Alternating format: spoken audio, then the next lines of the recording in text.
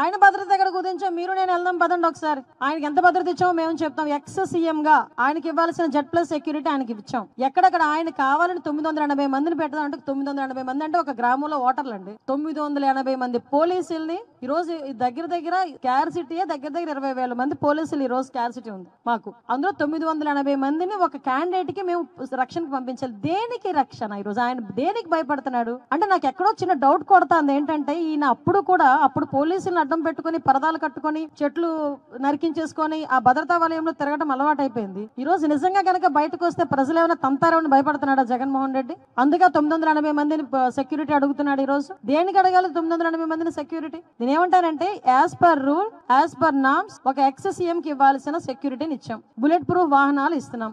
ఇప్పుడు ఈ రోజుకి కూడా చంద్రబాబు నాయుడు గారు హైదరాబాద్ వెళ్తే సఫారీ ఇస్తారు బుల్లెట్ ప్రూఫ్. కావాల్సిన డిపార్ట్మెంట్ వాళ్ళు ఉన్నారు ఇక్కడ, అడగండి మీరు. అదే అందుకే ఫార్చునర్ గానీ సఫారీ గానీ ఏదో ఒకటి ఇస్తారు అక్కడ. ఆయన దగ్గర సంథింగ్ ఇంకొకటి ఏదో ఒక 2 వెహికల్స్ ఉన్నాయి bullet proof vehicles. So overall గా చెప్పాలంటే ఆయన భద్రతను ఎక్కడా కూడా ఎవ్వరూ తగ్గించాల.